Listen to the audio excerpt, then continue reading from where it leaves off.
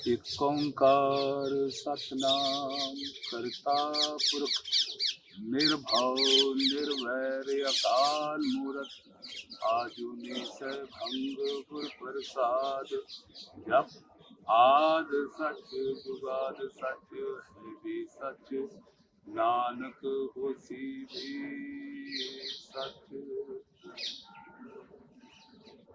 श्री जपजी साहब पाठ में से ये पहला शब्द इसमें ये बताया गया कि तू एक है, तेरा कोई आकार नहीं, तू निरंकार है। आज गुरबानी चैनल का मैं धन्यवाद देता हूँ जिन्होंने मुझे ये मौका दिया अपने विचारों को प्रकट करने का, जो बाकी के सभी देशवासियों तक पहुँचे। मैं इनका बहुत तहे दिल से शुक्रिया अदा करता हूँ। बात शुरू करते हैं हम सनातन से। सनातन वो है जहाँ से हम जन्मे, सनातन वो है जहाँ से हम आए।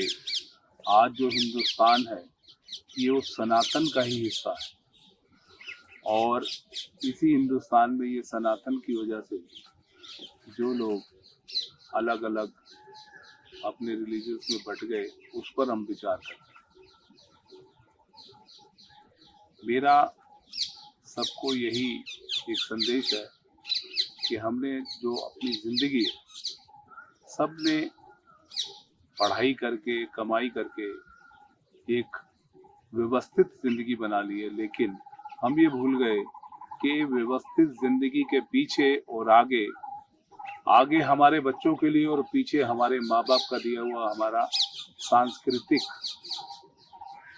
हमारे विचार, जिसे हम भूलते चले जा रहे हैं। मेरी गुजारिश है उन सब लोगों को कि जिन्होंने अपने समय में अपनी पढ़ाई करने के बाद, काम करने के बाद धन अर्जित किया, अपनी जिंदगी जी रहे हैं, उन्हें ये चाहिए कि उनके साथ साथ उनका जो अस्तित्व है, उनकी संस्कृति है, उसकी सिविलाइजेशन है, उसे भी साथ लेकर अपने बच्चों तक पहुंचाएं। जो लोग नहीं पहुंचा सकते, मैंने उन लोगों का बीड़ा उठाया है, और मैं उनके बच्चों के लिए, उनके लिए या उन जैसे और लोगों के लिए मैं ये बीड़ा कब तक करता रहूंगा, जब तक मेरी सांस में सांस रहेगी।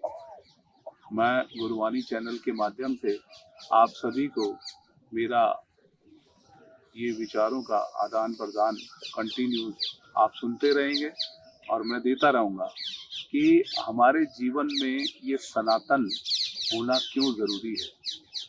हम लोग आज अपनी बढ़ती हुई सिविलाइजेशन और अपने काम के माध्यम में ये सारी चीज़ें भूल चुके हैं कि हमें पता ही नहीं है कि हम कहाँ से आए। आज हम घुल मिल गए हैं, आज हम घुल गए हैं, लेकिन हमारा बाप, हमारा फादर, हमारा पिता, आप अपने फादर को पिता कह सकते हैं, चाचों को पिता नहीं कह सकते। आप अपने ताऊ को अपना फादर नहीं कह सकते, उसे ताऊ ही बुलाया जाएगा। आप अपने पड़ोसी को अंकल बोल सकते हैं, आप उसे अपना फादर नहीं बोल सकते हैं, अपना पिता नहीं बना सकते। मेरे कहने का अर्थ यही है कि हम अपने सनातन जहाँ से हम आए हैं उसे बिल्कुल ना भूलें। हम ये चाहते हैं, और मेरा ये सबसे अनुरोध है कि हम अपने उस सनातन को समझे कि जहाँ से हम निकल के आए। सनातन हमारी संस्कृति, हमारी भाषा हिंदी, एक ही भाषा से हम निकले, एक ही सनातन से हम धर्म निकले। आज हमें ये कहते हैं सिख और सनातन में कोई फर्क नहीं। गुरु गोविंद सिंह जी जो 10वें पातशाह सिखों में हुए, 10 गुरु हुए, श्री गुरु नानक देव जी के पहले गुरु हुए, और 10वें पिता परमात्मा 10वें गुरु हुए, जिन्होंने सनातन के लिए, हिंदुइज्म के लिए अपने आप को न्यौछावर कर दिया, अपने बच्चों का बलिदान दे दिया। किसके लिए? हिंदुइज्म के लिए, हिंदुओं के लिए, हिंदुस्तान के लिए। आज मैंने वही बीड़ा दोबारा से शुरू किया है। मेरा नाम अरविंदर पाल सिंह तेगा, और तेगा ये वो वर्ड है जो चंडी की वार के समय गुरु गोविंद सिंह जी पातशाह ने चंडी की वार परतक की थी। और ये जो तेग है, ये तेग से तेगा बना, जो ये दो धारी तलवार होती है जिसे तेगा बनता है। और इस नाम को मैंने अडॉप्ट किया और इसे ही मैं आगे लेके चल रहा हूँ।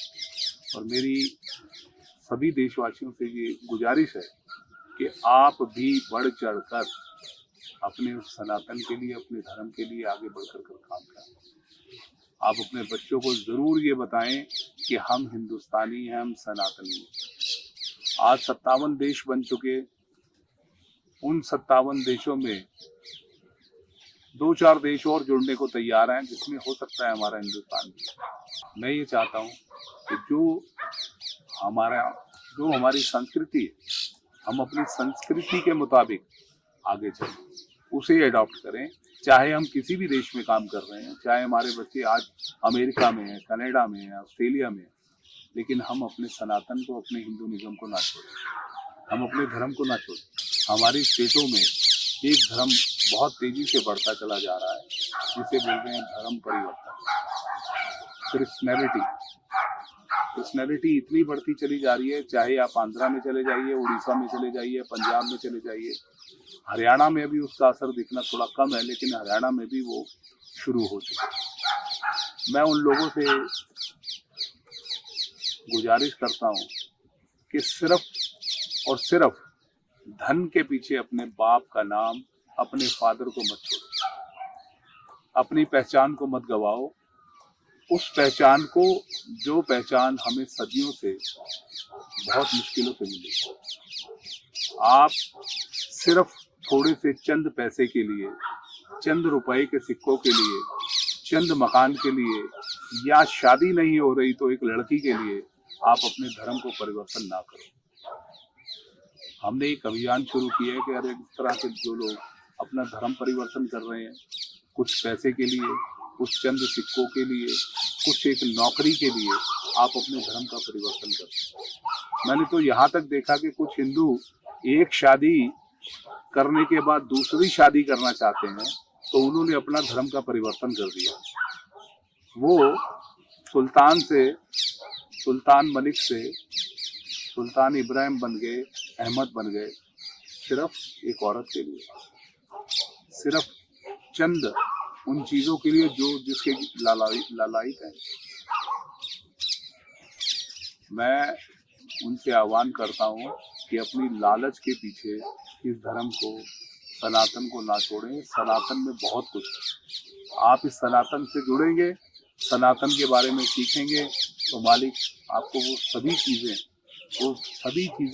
प्रदान करेगा जिन चीजों के पीछे आप जिनके पीछे दौड़ रहे हैं। चाहे क्रिश्चियनिटी है, चाहे मोमिन है, इनके पीछे वो लोग गए। अगर हम आज से 250-300 साल पहले पीछे की तरफ चले जाएं, तो ये वो लोग हैं जो आज हिंदू से मुस्लिम बने। वो हिंदूज हैं जिन हिंदुओं के पास मान लीजिए धन था, उन हिंदुओं के पास मान लीजिए उनके परिवार में 10 बेटियां थी, उनकी बहनें थी, माएँ थी, वो डर कर, भयभीत होकर, सुनकर सुन्नी मुसलमान बन गए। आज उन्हीं में से कई लोगों से मेरी मुलाकात होती है, तो बोले हमारे दादा परदादा डर के मारे तो नहीं बने, हम तो खुद बने। आज वो चाहे कुछ भी बोले, लेकिन तब का माहौल एक ऐसा माहौल था कि आदमी को जबरदस्ती बनना पड़ता, किसी को जबरदस्ती बनाया गया, कुछ लोग सुनकर बन गए, इसलिए तो इनका नाम सुन्नी मुसलमान। मुसलमान अपनी जगह है, धर्म अपनी जगह है, पर जबरदस्ती किसी धर्म में किसी को डाइवर्ट किया जाए, ये बात गलत है। हमारी कई लड़कियां आज हिंदुइज्म छोड़कर मुस्लिम लड़कों से शादी करती हैं, ना जाने क्यों। क्या हिंदुओं में लड़के नहीं? मानता हूं मुस्लिम में वो लड़के हैं। हिंदुइज्म को छोड़कर मुस्लिम धर्म में जाने का कुछ कारण तो बताइए। क्या हिंदुइज्म में लड़के प्यार नहीं करते? अपने देश के बारे में सोचिए, सनातन के बारे में सोचिए, अपने धर्म के बारे में सोचिए। धन सभी कमा रहे हैं, जो आप दसवंत निकालते हैं उसे आप अपने धर्म के लिए लगाइए। मैं नहीं कह रहा कि हमें आगे लाइए, आप खुद आगे आइए। आप एक धर्म, एक झंडा, एक डंडा बनाइए, अपने कुछ रूल्स बनाइए, बच्चों को सिखाइए। अपने घर में आप सुबह उठकर माँ काली का पाठ कीजिए, आप हनुमान चालीसा कीजिए, आप सुबह राम का नाम लीजिए, आप शब्द बोलिए, आप कुछ भी बोल सकते हैं, लेकिन ये जरूरी है कि आपको बोलना पड़ेगा, क्योंकि जिस दिन आप नहीं बोलेंगे आहिस्ता आहिस्ता आप इन चीजों से दूर होते चले जाएंगे। क्योंकि दूसरी छाप तभी लगती है जब आप अपनी छाप छोड़ देते हैं। तो बाकी के लोग इसीलिए मौका उठाते हैं इस चीज का कि भाई इस पे तो कोई छाप ही नहीं है। तो जब छाप नहीं है तो चाहे वो क्रिश्चियनिटी हो, चाहे वो मोमिन हो, वो लोग आकर आप पे अपनी छाप छोड़ते हैं। 10 चीजें, 10 बातें, 10 लालच दिखाते हैं, आप किसी ना किसी प्रलोभन में फंसते हैं और आप अपने धर्म को छोड़कर दूसरे धर्म में डाइवर्ट हो जाते हैं। फिर हमारे जैसे लोग तड़पते हैं, आवाजें लगाते हैं। और मैं ये कहता हूँ कि अब वो तड़पन ना मेरे जैसे लोग करें, और हाथ जोड़ के गुजारिश है कि आप अपने धर्म को समझें, सनातन के लिए कुछ करें, बच्चों को समझाइए, बच्चों को बताइए कि सुबह उठकर अपने ईष्ट का नाम लें। 1 दिन, 2 दिन, 3 दिन मंदिर जरूर जाइए, अपने बच्चों को लेके जाइए। आपका दिल करता है गुरुद्वारे भी जाइए, आपका मन करता है किसी और मंदिर चले जाइए। कुछ जरूरी नहीं कि पर्टिकुलर एक ही इसको आप माने। मेरी ये गुजारिश है आपसे, दोबारा फिर आपसे मुलाकात करेंगे, अपने विचार फिर आपसे मैं। धन्यवाद। वाणी चैनल के लिए बहुत बहुत शुक्रिया। धन्यवाद।